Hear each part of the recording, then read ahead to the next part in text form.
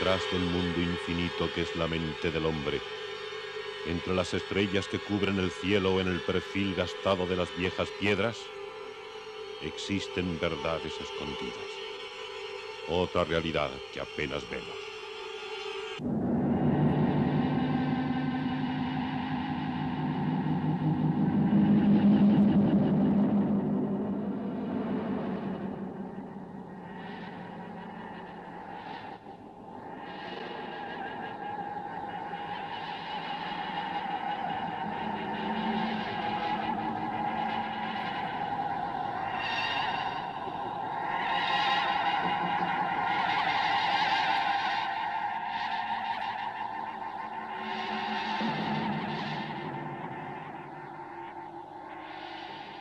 Buenas noches.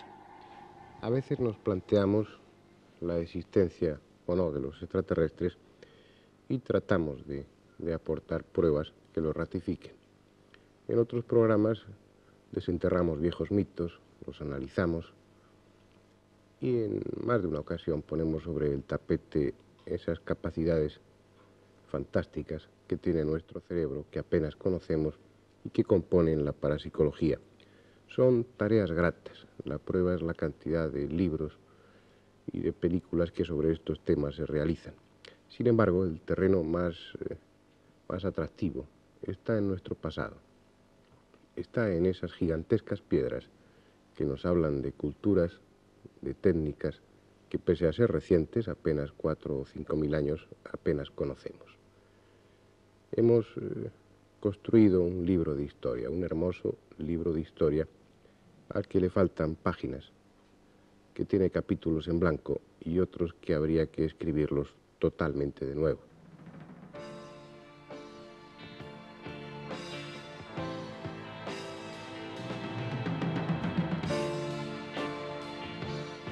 Continuamente aparecen nuevos testimonios que hacen variar este libro de la historia, y aparecen nuevos testimonios porque la arqueología es una ciencia muy reciente. Es cierto que está apoyada por unas técnicas hoy en día muy importantes y que hacen de esta ciencia de la arqueología algo bastante certero, bastante riguroso. El método del rayo carbono 14, las observaciones aéreas, el empleo de rayos X. Sin embargo, les insisto en que la arqueología es algo muy nuevo. Apenas hace 100 años que se viene excavando y no con demasiado rigor. Siempre en los mismos sitios. Y la inmensa mayoría de nuestro subsuelo está aún sin tocar, aún sin descubrir. Pero no es solamente bajo tierra donde se plantea la incógnita. No es solamente en las capas, en los estratos más o menos profundos del subsuelo donde nos esperan las sorpresas. También nos esperan en la superficie. También nos esperan a nivel de la superficie de la Tierra, en sitios, en zonas a las que no hemos llegado. En las fotografías, en las filmaciones que hay de las selvas, especialmente en la zona del Amazonas y en otros desiertos también de África, se ven, se dejan entrever, se dejan vislumbrar apenas ruinas devoradas por la arena o devoradas por la selva, ruinas que son el testimonio de ciudades que no conocemos, ruinas en las que no hemos puesto el pie y posiblemente no lo pongamos jamás, porque cuando lleguemos allí probablemente esas ciudades ya no existen. La fantasía, la imaginación, puede hacer especulaciones en torno a estas ruinas que aún no conocemos. Y es necesario, y es hermoso en más de un sentido, porque la historia, la arqueología, desgraciadamente está construida sin ninguna fantasía, con unos esquemas bastante rígidos y en ocasiones bastante falsos. La historia está mal descrita, está mal contada en muchas ocasiones, o al menos la mayoría de las personas la interpretamos mal. Voy a ponerles un ejemplo. Pensamos que nuestros conocimientos astronómicos son recientes, no hablo ya de planetas lejanos, sobre nuestra propia Tierra. Pensamos, creemos, o estamos habituados a leer y a escuchar en que en la Edad Media incluso nadie sabía que la Tierra era redonda, y si a alguien se le ocurría decir esto, los buenos monjes de entonces lo quemaban. Pensamos que ha sido hace muy poco tiempo cuando hemos descubierto que la Tierra era redonda, que giraba en torno al Sol y que existían otros planetas y que eso que vemos por la noche, que las estrellas eran algo más que un simple adorno. Sin embargo, si pensamos que todo esto es reciente, tal como está descrito en la historia, nos equivocamos. La verdad es que hace miles de años el hombre sabía perfectamente que la Tierra era redonda y cuál es el lugar que ocupamos realmente en el espacio.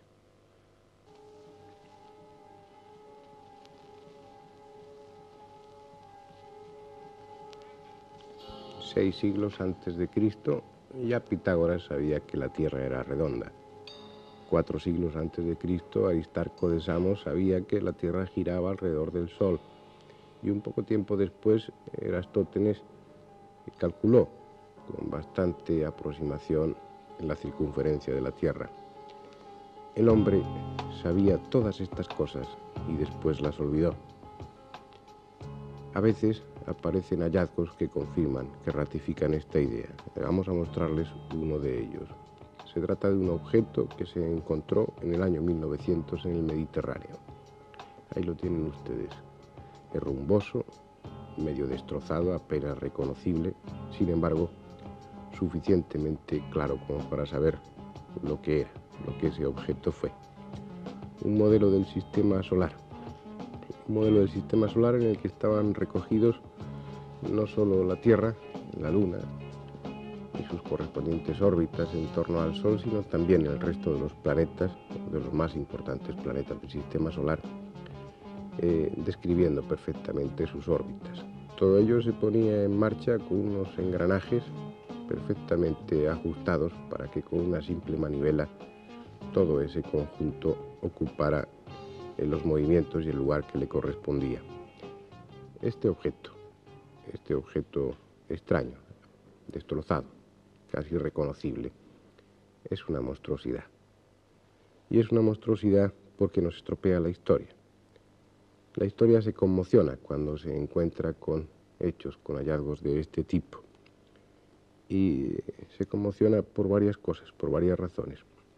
Primero, no ya por la complejidad del aparato, por lo que de alta técnica significa poder construir un aparato de este tipo, sino por una razón muy sencilla.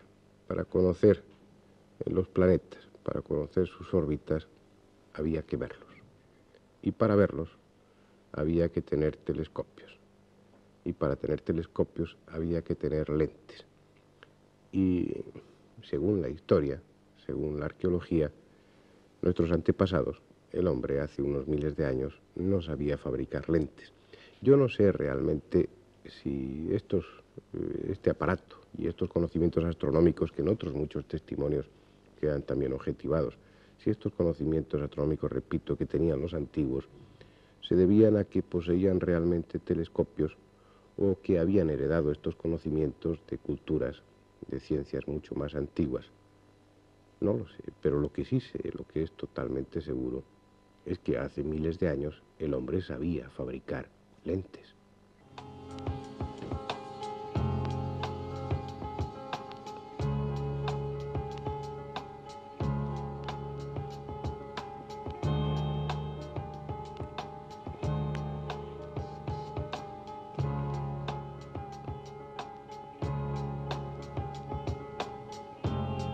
Ahí están, para sorprendernos.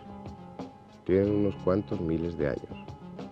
Proceden de excavaciones en Irak y en Egipto. Están perfectamente pulimentadas, tal como hoy somos capaces de construirlas.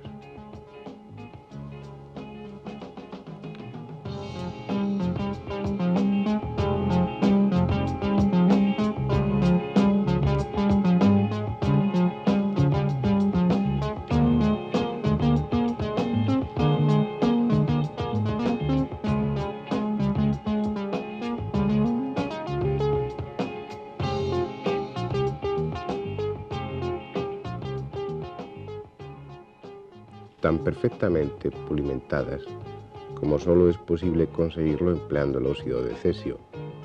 Lo malo es que para conseguir óxido de cesio se necesitan métodos electroquímicos, es decir, conocer la electricidad.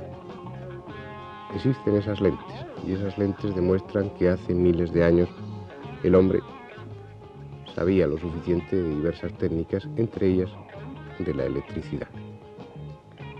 Poco a poco se van acumulando datos insólitos que nos obligan a revisar la historia, a escribir esos capítulos nuevos y a rectificar los que están mal escritos.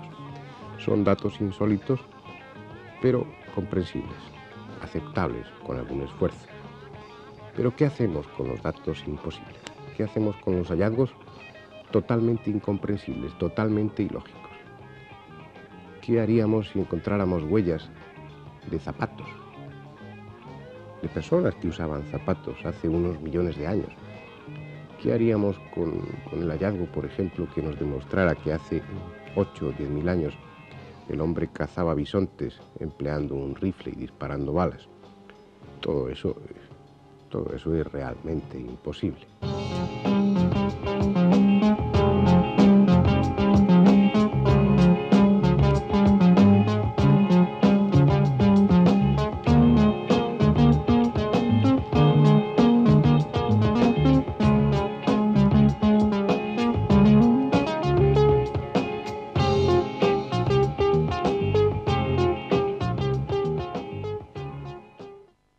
Este es un fósil que se encontró en Siberia, cerca del río Lena.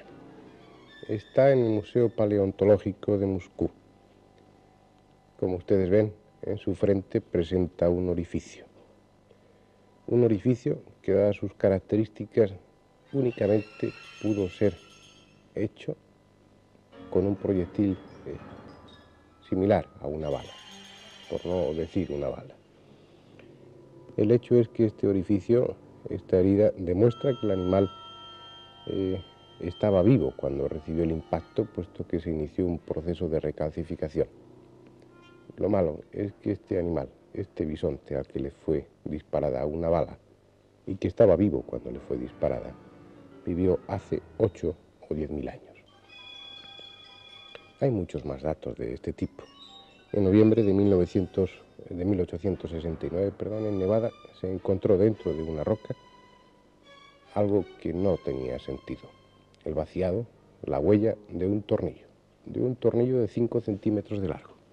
Un tornillo que ya no existía. Al cabo de tanto tiempo había desaparecido por completo. Sin embargo, quedó ahí su impresión perfecta. Un tornillo de 5 centímetros de largo, que dado el estrato en el que se encontró esa roca, que tiene millones de años de antigüedad, un tornillo, repito, que hace tanto tiempo que da casi escalofríos pensarlo, alguna persona, era capaz de construir y perdió un día. Vean ustedes este esquema. Es un objeto, un dado, un hexaedro, que tiene unos 47 milímetros de lado, que pesa unos 785 gramos, dos de sus caras están redondeadas y presenta una profunda incisión muy cerca de su centro. Este objeto estaba, mejor dicho, en el Museo de Linz, desapareció hace unos años. Es un objeto de acero duro, acero de carbono níquel, similar al que fabricamos ahora. En cualquier caso, el contenido de azufre es tan bajo que hay que descartar la posibilidad de que sea un objeto natural. Es un objeto manufacturado. Alguien lo fabricó. ¿Qué interés tiene este objeto? Uno, pequeño si ustedes quieren. Se encontró en 1885, en Austria. Estaba dentro de un bloque de carbón. Un bloque de carbón que procedía de la era terciaria, es decir, hace decenas de millones de años. En aquella época, según este objeto, y está ahí, existe, no lo podemos negar, hace decenas de millones de años alguien era capaz de fabricar piezas de acero duro. Hay muchos imposibles de este estilo, imposibles que nos están gritando en estos pequeños hallazgos, en estos insólitos hallazgos, que nuestro pasado no es tal y como lo imaginábamos, que cuando, según la historia, únicamente existían animales antediluvianos, enormes reptiles, y el hombre no había soñado siquiera en aparecer, que en esa época alguien como en este caso fabricaba objetos de acero que quedaron ahí. Fabricaban piezas y hacían cosas extrañas al parecer. Por ejemplo, hace 500.000 años, según la historia, nosotros éramos aún monos. Y lo que es seguro, lo que es imposible, es que los monos usasen zapatos. O puede que sí que los usasen. Estas dos huellas de zapato tienen cientos de miles de años. Una se encontró en Nevada. En la otra, en la que se parece a la que dejaron nuestros astronautas en la Luna, y esto está lleno de sugerencias, fue encontrada en el desierto de Gobi, y puede que sea aún más antigua que la otra. Parece absurdo. Posiblemente sea absurdo. Al menos muchos de ustedes pensarán que es dudoso, que están mal interpretadas estas huellas. Puede que sí, puede que sea dudoso, pero no es dudoso el objeto del que le vamos a hablar ahora a continuación, el objeto de Coso. Ese es un asunto bastante claro. Es una piedra, una geoda aparentemente. Fue encontrada el 13 de febrero de 1961 en California. Como otras geodas, son piedras huecas en cuyo interior hay minerales que a veces son semipreciosos. Fue cortada en dos. Costó bastante trabajo hacerlo. La sierra se desgastó casi completamente. Y era porque dentro no había ninguna cavidad. En las geodas habitualmente hay una cavidad en la que se encuentran concreciones de minerales que se emplean en bisutería después. En el interior de esta no había una cavidad. Había algo mucho más extraño. Al ver los cortes, apareció una materia muy dura, probablemente porcelana, y en el centro de ella una varilla de metal de unos 2 milímetros de diámetro que aparecía cortada. Esa materia dura central, esa especie de porcelana, estuvo rodeada de algo que tenía forma hexagonal. Algo, una materia que se desintegró con el paso del tiempo y que se transformó en algo blando. Si ustedes ven este esquema, apreciarán mejor la estructura de la pieza. Marcado con una A está la sección de la varilla de metal brillante. Rodeándola, lo que está señalado como B, es la materia dura, que era una especie de porcelana. Y en torno a esta se ve un trozo, una parte de un delgado aro de cobre casi corroído, lo que ocupa la letra C. Después, rodeándolo, está esa cavidad hexagonal, que se encontraba llena de una materia blanda, producto de desintegración de la que probablemente hubo antes. Y rodeando todo esto, la piedra propiamente dicha. Una piedra que en realidad no es una geoda. En realidad es una concreción de barro que se ha endurecido hasta la consistencia de roca a lo largo de todos los siglos que pasaron. Según los geólogos que estudiaron la piedra, la geoda, esta parte que rodea a la pieza, esta parte que es una concreción de barro endurecido, tiene aproximadamente medio millón de años. Bien, observen ustedes ahora dos radiografías de esta pieza, de frente y de perfil.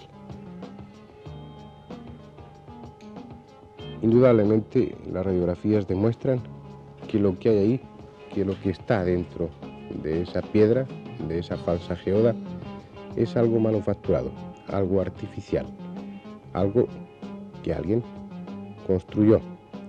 Si se fijan en una de las radiografías, se ve claramente como la varilla termina en una especie de espiral de metal. No cabe ninguna duda.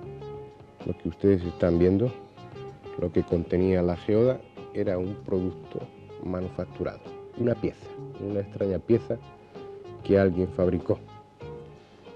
Jasperger argumenta que esa pieza tiene muchos puntos en común con una actual bujía de encendido. Realmente es una especulación, puede que fuera así, no es seguro. No tenemos idea realmente de qué era esa piedra, de qué contenía esa piedra, de qué era esa pieza de metal, esa extraña pieza de metal rodeada de porcelana. No sabemos nada más que era algo artificial que quedó ahí en esa concreción de barro hace medio millón de años.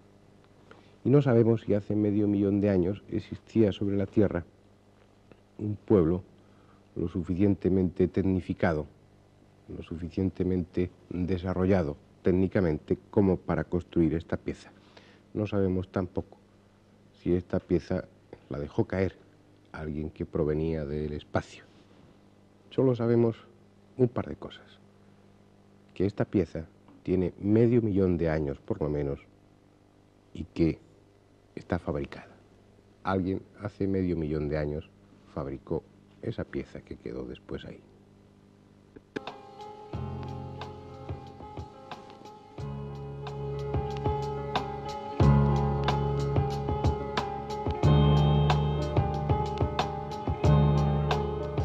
Poco a poco se va acumulando material extraño, hechos imposibles, un conjunto de elementos que nos hablan cada vez con más fuerza de que hace miles, tal vez millones de años, existió sobre este joven planeta otra civilización.